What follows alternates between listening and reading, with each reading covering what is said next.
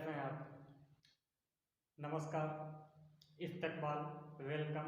आप सभी का हार्दिक स्वागत है आपके अपने YouTube channel Jio classic the factory of GS. तो उम्मीद है आप सभी लोग बहुत अच्छे होंगे। और एक चीज़ है, इसके लिए खेद है कि आपको पिछले 5 या 6 दिनों से कोई वीडियो नहीं मिल पाया था। But don't worry, we will continue from today. So be positive and अपना साथ दें हमें, और मिलेंगे हम लोग फिर से पर डे। अब कोई दिक्कत नहीं आने वाली है। थोड़ा सा कुछ हो जाता है प्रॉब्लम्स, जैसे आप इंसान हैं, as a human being, problems is the must necessary for our development, you know very well it. क्योंकि समस्याएं जो होती हैं हर व्यक्ति को मजबूत बनाती हैं। तो कुछ था जो निकल गया, कोई दिक्कत नहीं है। We are free, I am free, and now पूरा फोकस हमारा स्टडी पर होना चाहिए, ठीक है। और मैं फिर से आ गया हूँ वापस आपकी आगे की सीरीज को स्टार्ट करने। तो हम लोगों ने लास्ट लेक्चर में क्या पढ़ा था? आपने देखा था कि हमने डिस्कस किया था लास्ट में, I think internal structure of अर्थ हो चुका था, पृथ्वी की आंतरिक संरचना। उसके बाद कॉन्टिन्यूटी, डिसकॉन्टिन्यूटी यानी असंबद्धता जो पढ़ती थी, मोहबियर, गुटेनबर्ग, विसार्ट, ये सब हम लोगों ने पढ़ ली थी ना। तो याद होगा आपको लखनऊ वाली वो ट्रिक नहीं याद है तो आप देखिए पीछे के लेक्चर्स पढ़े हुए हैं। हम लोग इस सीरीज में क्या क्या पढ़ चुके हैं अब तक, मैं एक बार रिवाइज करा देता हूँ चैप्टर्स। सबसे पहले हम लोगों ने जाना था, सिलेबस पढ़ा। उसके बाद पहले पढ़ा था लैटिट्यूड, उसके बाद पढ़ा लॉन्गिट्यूड, उसके बाद पढ़ा हम लोगों ने टाइम कंसेप्ट, देन पढ़ा टाइम जोन। टाइम जोन के बाद हम लोगों ने पढ़ा क्या? मोशन ऑफ अर्थ, मतलब हाँ, मोशन ऑफ अर्थ पढ़े थे। मोशन ऑफ अर्थ के बाद हम लोगों ने पढ़ा internal structure of earth. Internal structure of earth के बाद हम लोगों ने पढ़ा discontinuity of the earth, means असंबद्धता। अब देखिए इसके बाद एक टॉपिक था आइसोस्टेसी। देखिए आइसोस्टेसी एक थ्योरेटिकल पार्ट है, और इसी के साथ आइसोस्टेसी के जस्ट बाद एक आता है जियोमैग्नेटिज्म, यानी पृथ्वी का भूचुंबकत्व। ये दोनों थोड़ा सा थ्योरेटिकल पार्ट है। तो अभी मैं इसके ऊपर थोड़ा सा वर्क कर रहा हूँ इस चीज़ पे कि अपने पास देखिए पीपीटी वाला कोई लफड़ा है नहीं। सीधी सी बात, मेहनत करता हूँ और मेहनत कराऊंगा। आप अगर कर पाए तो अभी रुकिए, ठीक है। वी आर हार्ड वर्कर, हमको पढ़ा पढ़ा नहीं चाहिए। क्या फायदा पीपीटी बना के लाए, दिखा दिए, हो गया, ये नहीं ना। अभी अपने पास उतने साधन भी नहीं है ना। तो सीधी सी बात है, कोई वो नहीं है। मैं खुल के आपको बताता हूँ, अपने पास उतनी कोई अभी सिस्टम नहीं है, बट आगे जैसा ही होगा देखा जाएगा। तो अभी पीपीटी वाला सिस्टम नहीं है। इस वजह से जो एक्सप्लेनिंग चैप्टर है, मैं इसको अभी थोड़ा सा रोकता हूँ और आगे कंटिन्यू कराऊंगा। दो याद रखिएगा, आइसोस्टेसी एंड जियोमैग्नेटिज्म, ठीक। आज हम लोग डिस्कस करेंगे। इसी के बाद जैसे ही स्टार्ट होती है, अब पृथ्वी के बारे में आज जानेंगे। आज जो है आप थंबनेल पढ़ के आए हैं, कॉन्टिनेंटल ड्रिफ्ट थ्योरी। क्या होती है कॉन्टिनेंटल ड्रिफ्ट थ्योरी? तो मैं आपको समझाऊं कॉन्टिनेंटल ड्रिफ्ट थ्योरी ये क्यों आई। महाद्वीपीय बहाव का सिद्धांत, जो कि आप देख भी रहे हैं थंबनेल में, अल्फ्रेड वेगनर साहब की है। अल्फ्रेड लोथार्ड वेगनर, ये पूरा नाम है, जर्मन के साइंटिस्ट थे। ये एक्चुअली मेट्रोलॉजिस्ट थे। ये सब कहानी अभी हम बताएंगे। तो इनको जो है काम था कि ये जा रहे थे मौसम के बारे में पता लगाने, क्लाइमेट के बारे में पढ़ने जा रहे थे कि जलवायु परिवर्तन ये इतना हो रहा है, क्यों हो रहा है। ये घटना है आपकी 1910 के आसपास की, 1910-12 के आसपास की है। तो होता क्या है कि एक बार ये जब जा रहे थे तो रास्ते में इन्होंने देखा यार इतना ज़्यादा वेरिएशन क्यों हो रहा है। इसी वेरिएशन का पता लगाने लगे तो ये थ्योरी दे दी। इसीलिए कहते हैं साइंटिस्ट आदमी जो होता है थोड़ा पागल होता है, और पागल पॉजिटिव वाला पागल होता है। वो पागल नहीं नाली नाली किनारे पड़ा, वो वाला नहीं। पॉजिटिव में मतलब हर बात में क्यों निकालना, वाई। आपने पूछा सर जी आप लाल रेड स्वेटर पहने, वाई। आप स्वेटर पहने, वाई, क्योंकि ठंड हो रही। रेड पहने, अच्छा लग रहा, वाई मतलब चाहिए। तो इसी प्रकार से साइंटिस्ट होते हैं, उनको हर चीज पे वाई चाहिए, ठीक है। तो आज का टॉपिक हम लोग स्टार्ट करते हैं बिना किसी विलंब के। तो चलिए हम लोग स्टार्ट करें। और जो भी लोग भटक गए थे उनसे मैं यही कहना चाहूँगा कि आप लोग परेशान ना होइए। एक उनके लिए शायरी है, जो भी थोड़ा दूर हैं, परेशान हैं, उनसे लिए। दूर तू है मगर मैं तेरे पास हूँ, दिल अगर तू है दिल का मैं एहसास हूँ, प्रार्थना या इबादत या पूजा कोई भावना है अगर तो मैं विश्वास हूँ। ठीक है, आपको अच्छी लगी होगी, समझे होंगे, लाइनें अच्छी हैं, आप इन पे समझिएगा। ये भले न समझे लेकिन ये जो समझाने जा रहे हैं समझिए। ठीक, तो चलिए हम लोग अपना टॉपिक स्टार्ट करते हैं। एक बार हाउस द जोश कमेंट में आना चाहिए, हाय सर। ठीक, आइए देखते हैं। चलिए, तो बात कर रहे हैं 1912 ईस्वी की। कब की है? 1912 ईस्वी के आसपास की है, जब अल्फ्रेड वेगनर साहब जा रहे हैं। अल्फ्रेड वेगनर ये हाँ कौन? अल्फ्रेड वेगनर साहब एक मेट्रोलॉजिस्ट है, मेट्रोलॉजिस्ट, मौसम विज्ञानी। ये कौन है? ये है मेट्रोलॉजिस्ट, मेट्रोलॉजिस्ट है, मौसम विज्ञानी, मौसम विज्ञानी है। लेकिन आप समझिए, साइंस वाला हमने बताया जब ये जा रहे थे मौसम विज्ञानी, ये जर्मनी के थे एक्चुअली, यहाँ से चले थे जर्मन वाले। ये जा रहे थे देखने, तो उनको पता चला कि यार अब हम जा रहे हैं, कहीं ठंडी हो रही, कहीं गर्मी हो रही है, कहीं पे बहुत ज्यादा बारिश हो रही है, चक्कर क्या है? ये खोज करने लगे। तो अभी कॉन्टिनेंटल ड्रिफ्ट आई क्यों है ये बाद में बताएंगे, पहले जानेंगे क्या रीजन हुए। तो इन्होंने देखा, ये जब 0 डिग्री के पास आए, आप ये देख रहे हैं, ये आपकी 0 डिग्री है, 0 डिग्री लैटिट्यूड, 0 डिग्री अक्षांश रेखा, जिसको भूमध्य रेखा कहते हैं, ये आपका यहाँ से गुजर रही है।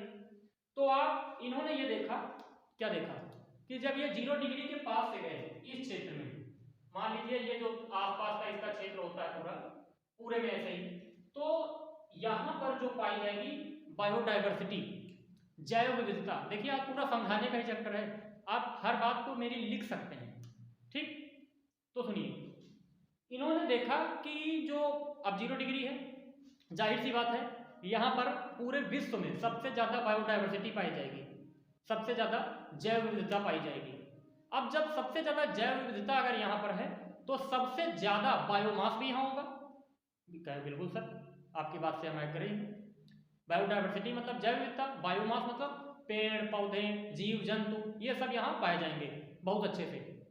अब होगा क्या, बहुत समय पहले कुछ ऐसा हुआ होगा जिसकी वजह से यहाँ पर क्या हुआ होगा कि अचानक से मान लीजिए पेड़ पौधे नष्ट हो गए, बाढ़ आ गई, कुछ बहाव हो गया, तो जिसकी वजह से पेड़ पौधे नष्ट हो गए, दब गए।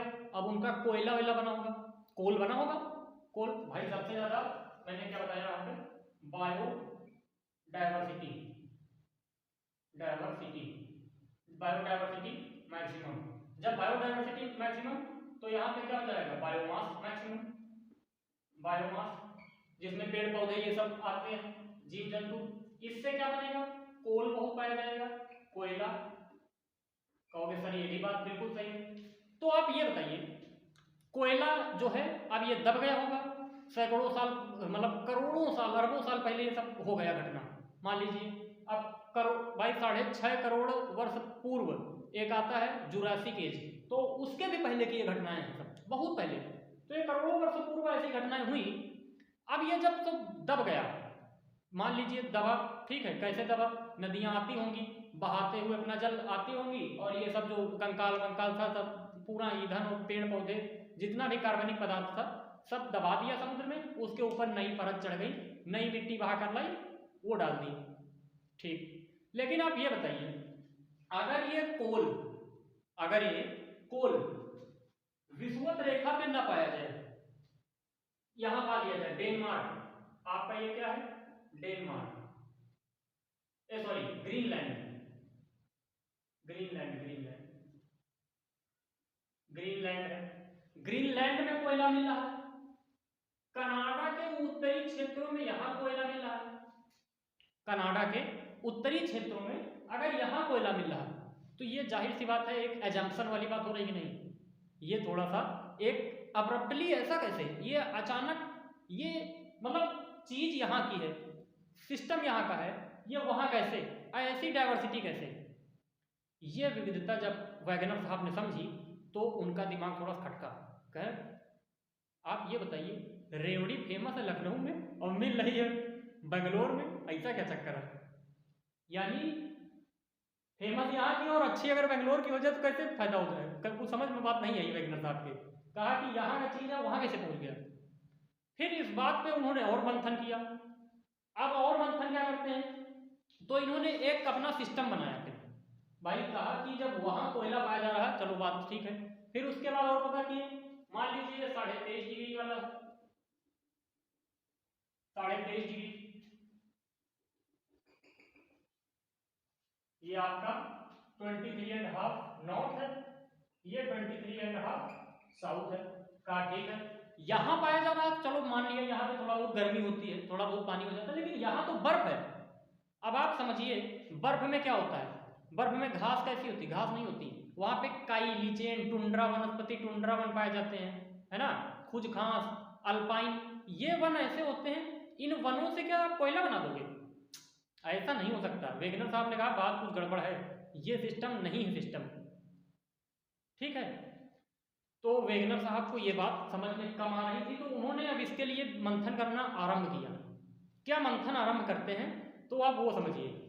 मंथन सबसे पहला ये हुआ, उन्होंने सोचा कि ऐसा हो क्यों रहा है। इसके लिए उन्होंने दो रीजन सोचे। क्या सोचे? दो रीजन सोचे। पहला रीजन ये सोचा कि, जो मैं यहीं लिखता हूं, पहला रीजन ये रहा होगा। इसका रीजन क्या बताया उन्होंने?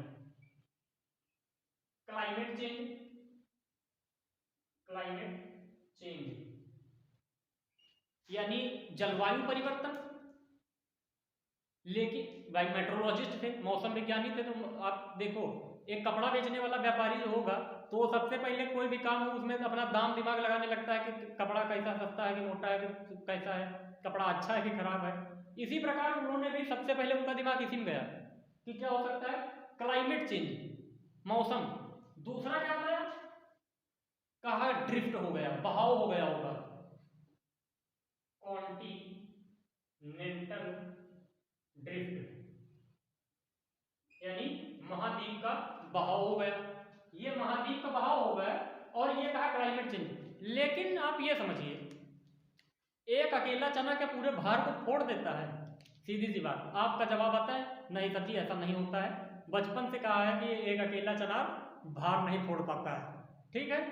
It will be hard nut to fact for do something, ऐसा नहीं हो सकता। तो इसका मतलब यह है कि क्लाइमेट चेंज जो है, मौसम परिवर्तन से, जलवायु परिवर्तन से इतनी बड़ी घटना नहीं हो जाएगी कि कोई चीज जो यहाँ पाई जा रही है वो वहां पाई जा रही है। और मौसम कैसे परिवर्तन होगा? भाई बारिश अचानक से मान लो अभी यहाँ ज्यादा होती है, कभी वहां ऐसा ज्यादा हो रही हो, लेकिन ऐसा नहीं है। क्यों? सूर्य की किरणें आज भी पृथ्वी पर वैसे ही पड़ती हैं जैसा करोड़ों अरबों वर्ष पहले पड़ती थी। क्यों? क्योंकि पृथ्वी की स्ट्रक्चर और अर्थ की स्ट्रक्चर में अभी तक कोई भी चेंज नहीं हुआ है। ये बात से आप एग्री हैं? ठीक। आप जब यहां पर देख रहे हैं कि यहाँ पे कोई स्ट्रक्चर नहीं चेंज हो रहा, तो जाहिर सी बात है वहां पर वनस्पति भी, बड़े बड़े सदाबहार वन यानी रेन फॉरेस्ट, जंगल वन नहीं पाए जाएंगे। यहाँ वही छोटे छोटे काई, घास, कुछ घास, लिचेन, अल्पाइन, यही सब पाए जाएंगे, ठीक है। कोणधारी शंकु वन, तो वहां पे ये है। और यहाँ पे बड़े बड़े वन, सदाबहार वन, समझ रहे हैं, रेन फॉरेस्ट वन पाए जा रहे हैं। तो यहाँ पे कोल मिलेगा, वहां नहीं मिलना चाहिए था, लेकिन वेगनर साहब को वहां कोयला मिल गया, तो बात तो कुछ गड़बड़ है। तो दूसरी बात इन्होंने कहा कि भैया अब ऐसा है कि ये कहीं सिस्टम आता है, तो ये जो फेल हो गया, कॉन्टिनेंटल ड्रिफ्ट बात इनकी पकड़ ली गई, इनके समझ में आ गई कि भैया अब कुछ हुआ था, कॉन्टिनेंटल ड्रिफ्ट। तो अब वैज्ञानिक आदमी क्या चुप बैठेगा? जब इतनी चीजें वो ढूंढ ली तो अब रुकना नहीं है उसको, अब फिर वो अपना सिस्टम दे देगा इसी को पढ़ने के लिए। अब वो क्या कहा, फिर उसने जो आज वर्तमान में हिस्से हैं महाद्वीपों के, इस पर गौर किया। तो उसने देखा कि ये क्या सिस्टम है, ये इधर का इधर कैसे मैच कर रहा है। मतलब भरोसे लाल के चाचा और प्यारे चाचा खोपड़ी कैसे मैच कर रही है। कारण बताया, कहा क्या, इनके पिताजी दोनों के एक थे, तभी इनकी नाक मिल रही है, इनका कान मिल रहा, दोनों के एक का एक मिल रहा है। होता नहीं, मान लो आपका भाई है, आपका भाई का आंख मिल रही हो आपके पिताजी के, और आपकी नाक मिल रही हो, क्यों? क्योंकि आप दोनों एक ही के लड़के हैं। समझ गए? Just same as here. अब इन्होंने क्या देखा, आप ये देखोगे ये जो हिस्सा है, मैं आपको दिखाता हूं, ये हिस्सा जब इन्होंने देखा तो ये यहां सेट कर रहे थे, कह रहा है बिल्कुल फिट बैठ रहा है, देखो एकदम खांचा बिठा के पूरा एकदम जैसे वो नहीं साइकिल वाला नट बोल्ट होता है, लगा तो एकदम फिट।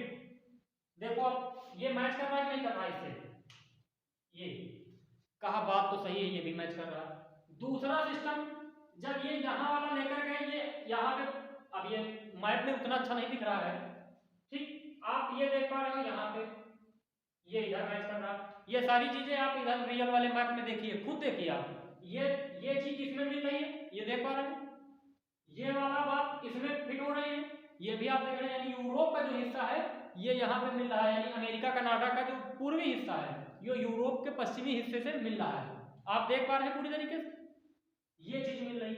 दूसरी बात, ये इंडिया वाला जो हिस्सा है ये इस वाले हिस्से में फिट बैठ रहा है, ये भी आप देख पा रहे हैं।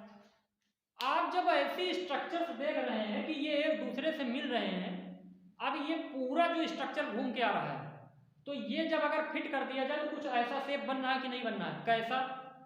पैंजिया, इसी को कहते हैं सुपर अर्थ, ठीक, इसी को पैंजिया बोलेंगे, अभी हम आगे बताएंगे आपको पैंजिया। फिलहाल आप डायग्राम में देख लीजिए, ये पूरा मिला जुला स्ट्रक्चर कुछ इस प्रकार का होता है, ध्यान से देखिए इसको, समझ पा रहे हैं? ये आपका मैप में बना हुआ है, आप इसको देखिए, देख लिए? ओके, तो आपने देखा कि जब ये एक दूसरे से सट रही हैं तो जाहिर सी बात है कोई ऐसी घटना हुई होगी जिसके कारण ये इस तरह से जो मिला हुआ अभी आप देख रहे हैं, ये मिले हुए से ना होकर के क्या हो गया है, ये एक दूसरे से अलग हो गए हैं।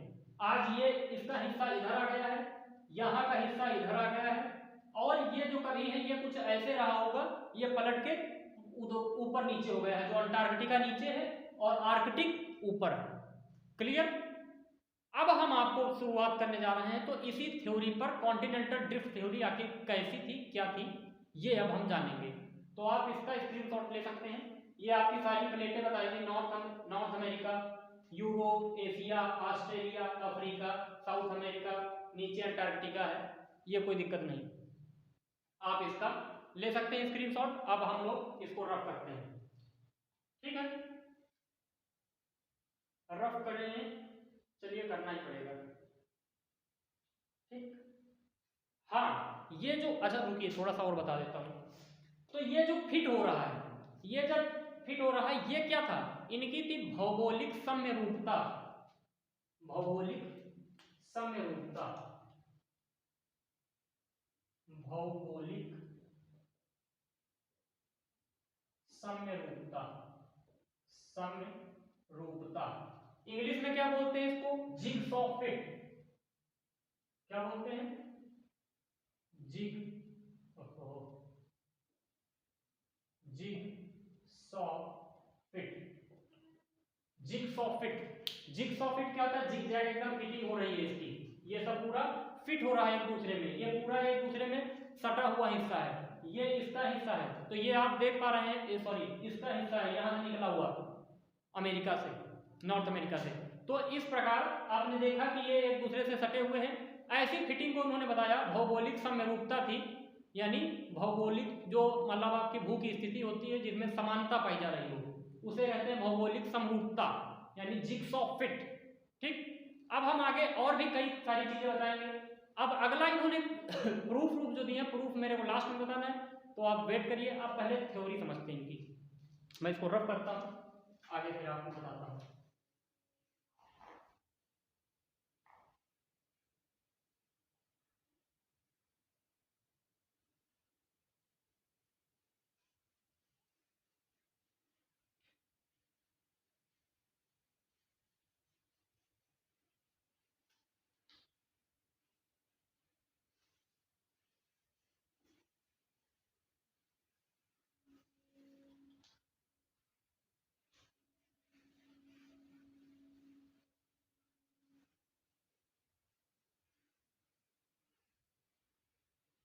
चलिए अब देखिए, जो जियो कॉन्टिनेंटल ड्रिफ्ट थ्योरी है ये कैसे बनी, क्या बना।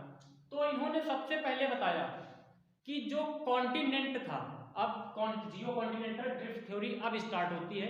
तो इन्होंने जियो कॉन्टिनेंटल ड्रिफ्ट के बारे में क्या बताया था, सबसे पहले इन्होंने बताया कि कॉन्टिनेंट जो है, इन्होंने कहा कि जो कॉन्टिनेंट है, कॉन्टिनेंट यानी महाद्वीप, ये किससे बना है। इन्होंने कहा सिलिका प्लस एल्युमिनियम, यानी इसका पूरा नाम क्या दे दिया इन्होंने, सियाल, सियाल ये नाम दे दिया। कहा ठीक है भैया। इसके बाद जो ओशियन है, महासागर, ये किससे बने हैं, सिलिका प्लस मैग्नीशियम, यानी सीमा, ठीक है सीमा। तो इन्होंने कहा जो सियाल है और ये जो सीमा है, जो महासागर है ये सीमा कहा गया, जो महाद्वीप है इसको सियाल कहा। किसने कहा, अल्फ्रेड वेगनर साहब ने, अल्फ्रेड वेगनर साहब। और ये बात एक और कहते हैं, क्या कहते हैं कि जो सियाल है ये सीमा पर तैर रहा है। I need to say listen to my words, be carefully what I am want to explain you, that is continent is floating on ocean. I am not saying this it was saying by the Alfred Wegener sir ठीक है। तो क्या कर रहे हैं, ये इस पे फ्लोट कर रहा है, यानी ये तैर रहा है, महासागर पे महाद्वीप तैर रहा है। अब मैं इसको आपको मैप में बना के दिखाता हूं, आप ये देखिए,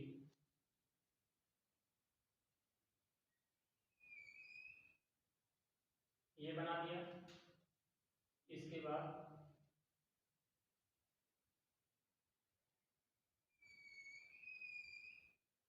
ठीक है, तो ये आपको ये देख सकते हैं। अब हमने क्या बताया, ये जो आपका ओशन है, ये बाहर वाला ओशन है, इसको कहा गया एक सुपर ओशियन। ये जो है इसको कहा गया है सुपर ओशियन। ये किस चीज से बना था, ये आपका ओशन था जो है सीमा, यानी सिलिका प्लस मैग्नीशियम, जिसको बोला गया सीमा। ठीक, ये मैंने पानी भर दिया, आप समझ गए होंगे। इसके बाद अंदर जो है ये चीज, इसको क्या बोला गया, ये बोल दिया गया आपको, इसका नाम दे दिया गया, इसका दे दिया गया सुपर अर्थ, सुपर अर्थ। सुपर अर्थ में क्या नाम दे दिया गया, ये किसका बना होता है, सुपर अर्थ जो थी ये बनी होती थी आपकी सियाल, यानी सिलिका प्लस एल्युमिनियम की। अब ये जो सुपर अर्थ था इसका भी एक नाम दे दिए, क्या नाम दे दिए हैं, पैंजिया। हिंदी में भी एक ही नाम होता है, इंग्लिश में भी एक ही नाम होता है, तो कोई घबराने की बात नहीं है। क्या है, इसका नाम है पैंजिया, पैंजिया। और इसका नाम क्या है सुपर ओशियन का, पैंथालासा, पैंथालासा। यानी जो सुपर ओशन था, महासमुद्र था, इसका नाम था पैंथालासा। और जो आपका पैंजिया है, पैंजिया क्या है मतलब जो पृथ्वी है, इसका नाम था पैंजिया। ये बात आपको क्लियर है, ठीक है। तो आप अब जानोगे, तो एक आता था ये कार्बोनीफेरस एज थी, कार्बनिक युग जब था, कार्बोनीफेरस में कोई दिक्कत नहीं थी, सब कुछ सही था। इसके बाद एक युग आया जिसका नाम था जुरैसिक युग, जुरैसिक एज, जुरैसिक एज आप लिख सकते हैं, मैं क्या क्या लिखूं। कार्बोनीफेरस के बाद आता है जुरैसिक एज। जुरैसिक एज में क्या होता है कि ये चीज जो है इसमें ब्रेक डाउन होता है, यहां से ब्रेक डाउन हो गया। क्यों ब्रेक डाउन हुआ, वेगनर साहब ने इसका रीजन दिया, वेगनर साहब ने इसका रीजन दिया कि अब ब्रेकडाउन हो गया। पहली बात तो ये सुन लीजिए किन किन भागों में टूट गया। जब इसका ब्रेकडाउन हुआ तो ये जो ऊपर वाला कहलाया, ऊपर वाला क्या कहलाया, लाउरेशिया, ये कहलाया अंगारा, अंगारा लैंड, या इसका एक नाम और देते हैं लाउरेशिया। नीचे वाले का नाम दे दिया गोंडवाना, गोंडवाना लैंड, गोंडवाना लैंड, अंगारा लैंड, गोंडवाना लैंड। हिंदी में भी इसको सेम नाम कहते हैं, कोई आपका अंतर नहीं है। अंगारा को ही लाउरेशिया भी बोला जाता है, यानी एशिया और उत्तरी अमेरिका वाला, ठीक है, ये आपको पता है। अब जब ये टूटा, ये ब्रेकडाउन का रीजन क्या मिला, ये बहुत ही जानना जरूरी है। ये रीजन, इसका रीजन क्या दिया, कैसे टूट गया। भाई अभी आप जाते हैं, दुकान जाते हैं, आपके पिताजी ने सामान मंगाया, आपसे मान लीजिए पैसे रास्ते में ही कहीं गिर गए या आपने किसी को दे दिए, तो आपसे पूछेंगे पैसे क्या हुए, क्योंकि सामान तो लाए नहीं, तो पूछेंगे पैसे कहाँ गए आपके, तो आप बताओगे ना कहीं दिए कहीं गिरे, जो भी बताओगे। जस्ट सेम एज हियर, इसका रीजन इन्होंने दिया, क्या दिया, 3 प्रकार के फोर्स दिए। जो फोर्स दिए क्या कहा, ग्रेविटेशनल फोर्स, किसका, sun, sun, moon and other planets, other planets का कौन सा फोर्स है, ग्रेविटेशनल फोर्स, ग्रेविटेशनल यानी गुरुत्वाकर्षण बल। किसका, प्लैनेट्स का जो है गुरुत्वाकर्षण बल, किसका किसका बताया, सूरज का, चंद्रमा का और अदर जो प्लैनेट्स हैं इनका जो गुरुत्वाकर्षण बल बताया। कहा ये रीजन है कि इसकी वजह से इसमें दरार पड़ गया और ये टूट गया, खिंचाव हुआ और ये टूट गया। ये बात जब वैगनर साहब ने बताई और इसके बाद फिर बताया एक काम, जब ये टूट गया तो अंगारा लैंड जो है ये अपना नॉर्थ की तरफ, वेस्ट की तरफ भगा। किधर, वेस्ट की तरफ, वेस्ट, वेस्ट मतलब पश्चिम की तरफ भगा, ऐसे भगा, और ये सेंटर में रहा, ये आपका सेंटर में चला गया, यानी ये केंद्र में चला गया और ये वेस्ट में चला गया। क्यों, ये पृथ्वी की घूर्णन गति, रोटेशनल मोशन ऑफ द अर्थ, ये क्या हुआ, ये वेस्ट की तरफ चला गया लाउरेशिया, और आपका जो गोंडवाना है ये गोंडवाना किधर चला गया, गोंडवाना आप देख पा रहे हैं ये चला गया सेंटर की तरफ। अब फिर से इसमें एक और आ जाती है 6.5 करोड़ वर्ष पूर्व की, उसका नाम मेरे को अभी रिकॉल नहीं हो रहा है, अभी होता है बताता हूं, तो उसका नाम एनीवे जो भी हो आप देख लेना, तो उसका नाम कुछ था 6.5 करोड़ वर्ष पूर्व। फिर से इसमें भाई देखिए, अब ये बल है, कोई बात है, जब एक बार धक्का लगा कोई काम हो जाता है मान लीजिए आपको किसी ने धक्का लगा दिया, एक बार कोई बल दे दिया, अगर आप पढ़ने लगे उस बल के बाद तो विश्वास मानिए फिर आपकी आदत पड़ जाएगी, फिर आप रोज पढ़ेंगे, रोज पढ़ेंगे, रोज पढ़ेंगे। सेम है, इसमें क्या हुआ, एक बार वो धक्का लगा दिया पृथ्वी, देखा कि इतने ज्यादा लगाने से सारा पृथ्वी हम तोड़ सकते हैं, और लगाओ एक बार धक्का, फिर एक बार धक्का लगाया, तो अब क्या होगा, ये 6.5 करोड़ वर्ष पूर्व की बात है, तब ये फिर से टूटा। अब ये टूटेगा तो किसमें, जो अंगारा या लाउरेशिया है ये फिर टूट जाएगा 3 भागों में, जिसका नाम क्या है आप सभी जानते हैं, उत्तरी अमेरिका, एशिया प्लस आपका यूरोप, ठीक, ये 3 बन गए, यानी उत्तरी अमेरिका तो अलग हो गया, लेकिन एशिया और यूरोप यूरेशियन प्लेट कहलाती है, यूरेशिया प्लेट के बारे में अभी बताऊंगा, ये तो निकल गया। और जब गोंडवाना टूटा, गोंडवाना में क्या क्या निकला, अफ्रीका, दूसरा साउथ अमेरिका, तीसरा ऑस्ट्रेलिया, चौथा इंडिया, ये सब जो टूटते हैं दक्षिण वाले जितना भी कुछ टूटा ये सब एशियन प्लेट, इसका गोंडवाना लैंड का हिस्सा है। तो भारत किस भूमि का हिस्सा है, गोंडवाना लैंड का, समझ गए, कोई दिक्कत नहीं होनी चाहिए। अब यहाँ पे देखिए, अगर आप अपने आप को काबिल समझते हैं तो आपसे ज्यादा चतुर लोग बैठे रहते हैं, बात है बिल्कुल सही कि नहीं।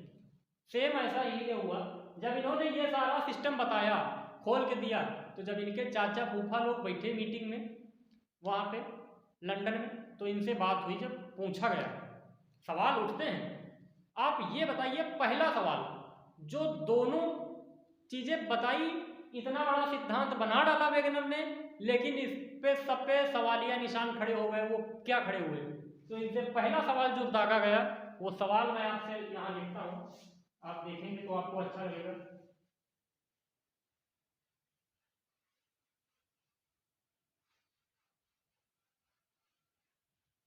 जो क्वेश्चन उठते हैं, इनसे क्वेश्चन पहला ये सवाल उठा कि आप ये बताइए, कहे क्या बताएं, क्वेश्चन टू वेगनर, वेगनर से क्वेश्चन उठे पहला कि क्या ये जो आपने बल बताए हैं, कौन कौन से बल बताए थे?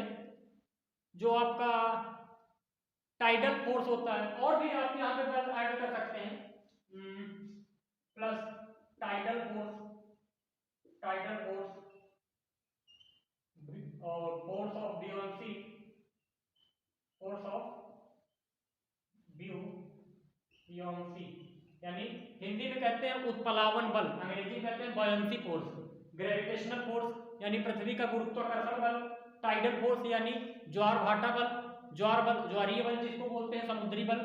ये सब इतनी ताकत क्या होती है, इनसे पूछा गया कि क्या ये जो आप फोर्स बता रहे हैं, ग्रेविटेशनल, ग्रेविटी ऑफ द अर्थ यानी ग्रेविटेशनल फोर्स, सन्स और मून ग्रेविटेशन, अदर प्लेनेट के ग्रेविटेशन, गुरुत्वाकर्षण, इसके बाद जो आप बता रहे हो टाइडल फोर्स यानी ज्वारीय बल, फिर इसके बाद इन्होंने बताया बियोंसी फोर्स, उत्प्लावन बल।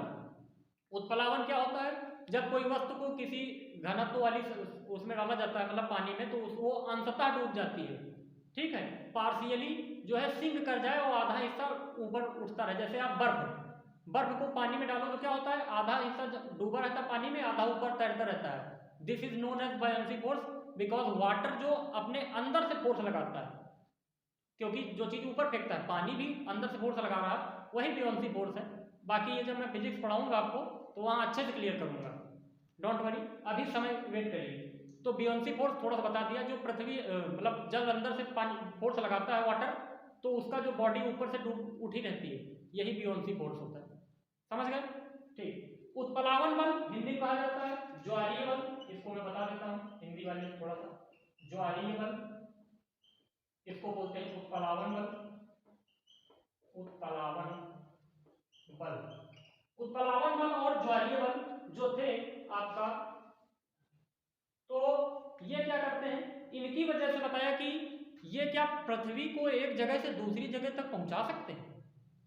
बात सवालिया निशान यहाँ पे उठ गया, ऐसा नहीं हो सकता था कि एक जगह से दूसरी जगह पहुंचा देंगे, ऐसा बात समझ में नहीं आई वैज्ञानिकों को, तो इस पर सवालिया निशान खड़े हो गए, इसका जवाब दे नहीं सके वेगनर जी। दूसरा सवाल, क्या ये जो आपका वेस्ट में गया है, इनकी वजह से पर्वत बने? भाई जब वेस्ट में गए तो यहाँ पे पर्वत बनते हैं, जिसका नाम समझते हो, उत्तरी अमेरिका में क्या बनता है? उत्तरी अमेरिका में कौन सा पर्वत है? रॉकीज।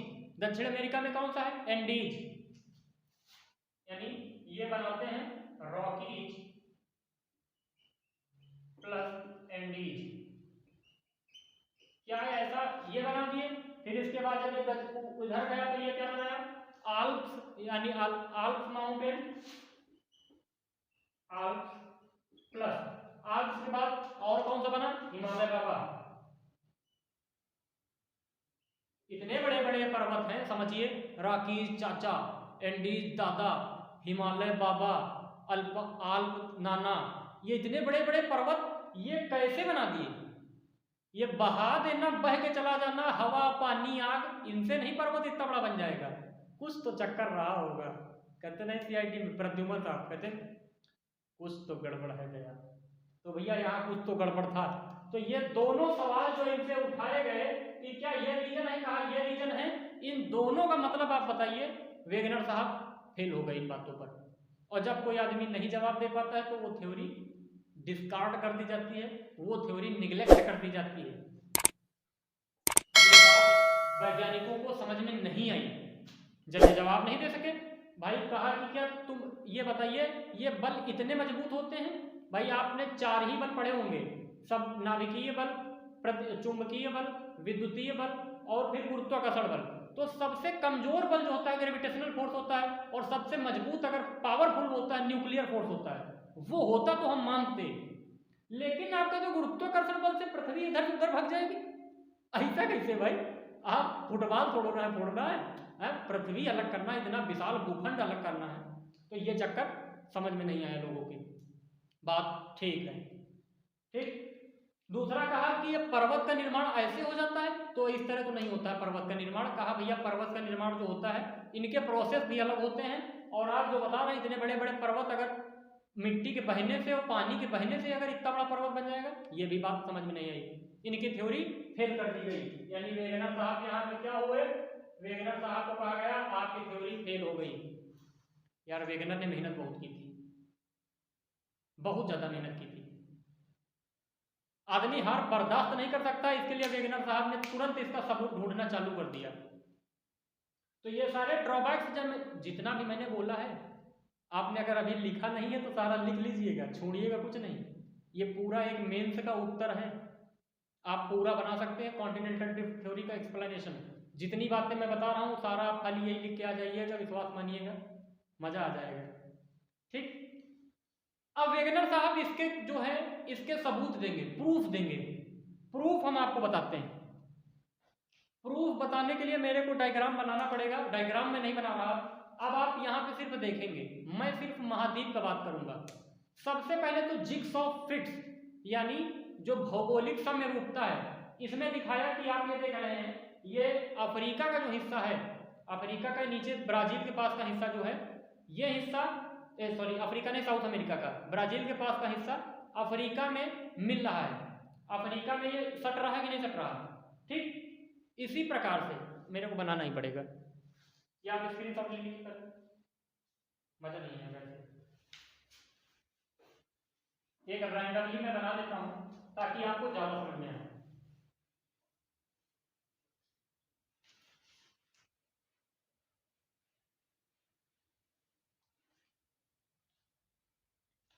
ठीक, मैं आपको दिखाता हूं, आप ये देखिए।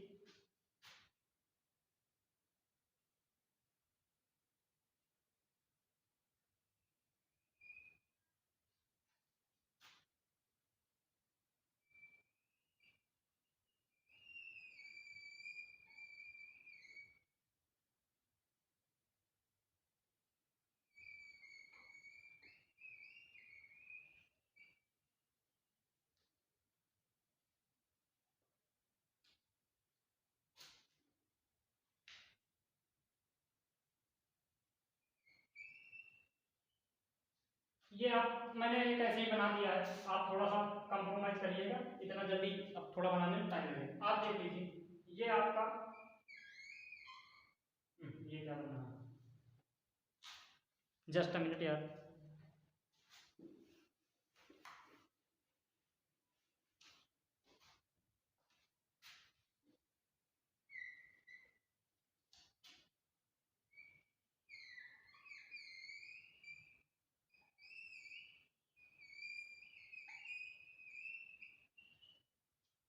ये आपका एक बन गया छोटा सा, आप ठीक है। अब आप देखिए मैं जो बता रहा हूं, सबसे पहले जिग्सॉ फिट, पहला प्रूफ, प्रूफ मैं इधर लिखता हूं, प्रूफ नंबर 1 क्या दिया, फिर वही जिग्सॉ फिट। क्या जिग्सॉ फिट, ये हिस्सा यहाँ पे सट रहा है कि नहीं सट रहा, ये हिस्सा यहाँ पे इंडिया वाला सट रहा है कि नहीं सट रहा, दोनों बातें आप मैप में देखिए जो सामने बताए, उधर वाला भी इधर वाला भी, तो आप ये देख रहे हैं ये वाला हिस्सा मिल रहा है, दूसरा हिस्सा ये वाला हिस्सा यहां से मिल रहा है, तीसरा हिस्सा ये हिस्सा यहां से मिल रहा है। ये बातें जब बताई जिग्सॉ फिट, कुछ इफेक्ट पड़ा। दूसरा बात इन्होंने क्या बताया, प्लेसर डिपॉजिट, सबूत पे सबूत इन्होंने दिए भाई, बहुत सबूत ढूंढे।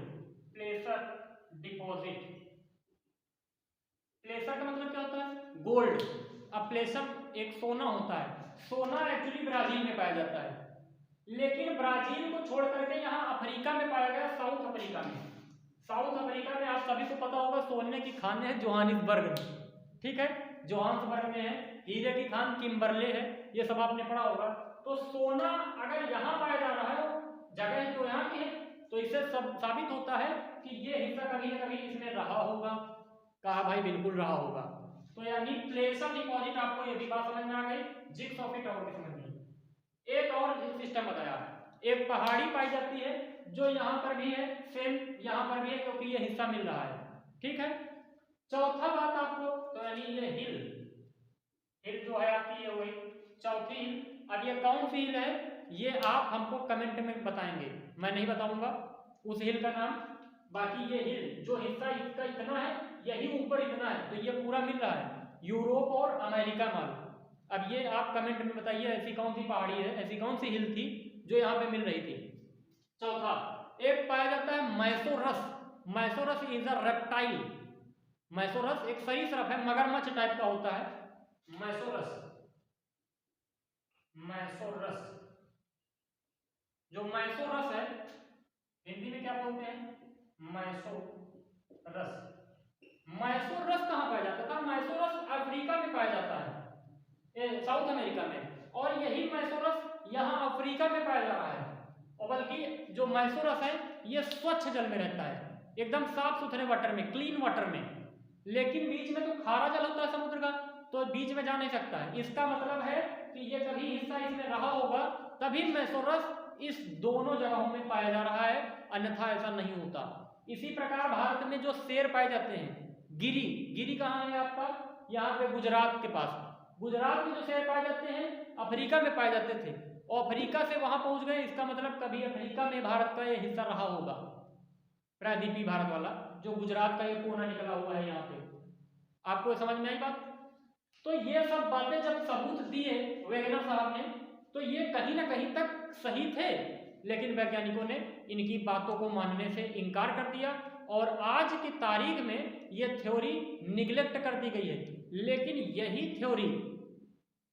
थ्योरी जो प्लेट टेक्टोनिक थ्योरी आएगी इसके बाद हैरी हेस की, हैरी हेस साहब इससे बहुत प्रेरणा लेते हैं, ये उनके लिए माइलस्टोन सेट करती है, मील का पत्थर साबित होती है। इसी के आधार पर हैरी हेस ने प्लेट टेक्टोनिक थ्योरी लगभग 1960 के आसपास दी है। तो हम लोग उसको पढ़ेंगे अब बिल्कुल से। तो ये रहा आपका आज का लेक्चर, आप इसका स्क्रीनशॉट ले लीजिए। जिग्स ऑफ इट बताया, प्लेसर डिपॉजिट बताया, पहाड़ी बताई, मैसोरस बताया, इंडिया का हिस्सा बताया, ये ऐसे बहुत सारे भाग हैं, और भी चीजें हैं। जैसे एक मछली पाई जाती है जो कनाडा में पाई जा रही है, ठीक है, मछली, अब मछली के कंकाल यानी बायोमास अब जब कनाडा में मिल रहे हैं, वही कनाडा के हिस्सा यूरोप में मिल रहे हैं।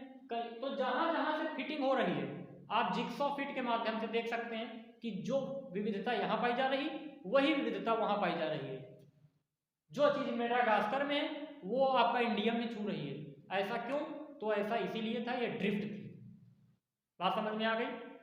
आज का लेक्चर जैसा भी लगा, अगर आपको लगा कि हाँ हमने कुछ सीखा है, तो एक काम करके बस जाना है यार, अब ये भूलना नहीं, क्या, लाइक पहले दबाएं। जैसा भी आपको लगा है हमारा लेक्चर, वो अपनी प्रतिक्रिया दीजिए। कोई सवाल आपका रह गया हो कमेंट बॉक्स में पूछिए। 3 बात हो गई। चौथा बात, खाली 10 लोगों को गिन के शेयर कर देना, बस। क्या करोगे? 10 लोगों को शेयर, ठीक है, इतना कर सकते हो ना, कर दोगे, पूरा पूरा भरोसा है, ठीक है यार। आप ही के लिए पढ़ा रहे हैं, आप ही के लिए एक शायर बोलते हैं, हमें मोहब्बत है सिर्फ तुमसे, हमारे दिल में बस तू ही तू है, तुमसे मोहब्बत तुमसे शिकायत और किसी से गिला नहीं है। ऐ जिंदगी कितनी खूबसूरत जिन्हें अभी ये पता नहीं है। क्यों? क्योंकि कोई बहुत प्यार करने वाला जिन्हें अभी तक मिला नहीं है। ठीक है, तो इसी के साथ हम लोग आज की क्लास समाप्त करते हैं। मिलेंगे हम लोग आपसे अगले वीडियो में। अगले वीडियो में हम लोग आपसे बात करेंगे सी फ्लोर स्प्रेडिंग थ्योरी की। देखिए चैप्टर आपके सारे चलेंगे एकदम यूपीएससी लेवल, बात जो कही गई है वैसे ही चलाएंगे, कोई दिक्कत नहीं होगी। और बहुत जल्द आपका जियोमैग्नेटिज्म और आइसोस्टेसी का मैं इंतजाम करता हूँ, कुछ देखते हैं। तो ये टॉपिक मेरे को पूरा माइंड में है, आप परेशान मत होइए। जब कहा है यूट्यूब पे फ्री सब कुछ दूंगा तो फ्री सब कुछ दूंगा, नो बाउंडेशन, कोई भी हर्डल नहीं है, फ्री हैं हम और फ्री इंडिया में है, तो जरूर है सब कुछ आपको फ्री मिलेगा। ठीक, तो be happy, take care, we will meeting soon, approx कल ही मिलेंगे, डोंट वरी। ओके, तो आप लोग देखिए क्लास और शेयर वेयर कर दीजिएगा यार, इतना तो बनता है। अगर नए हैं तो सब्सक्राइब भी कर लेना। ठीक, चलते हैं हम लोग, बाय बाय, टेक केयर, जय हिंद।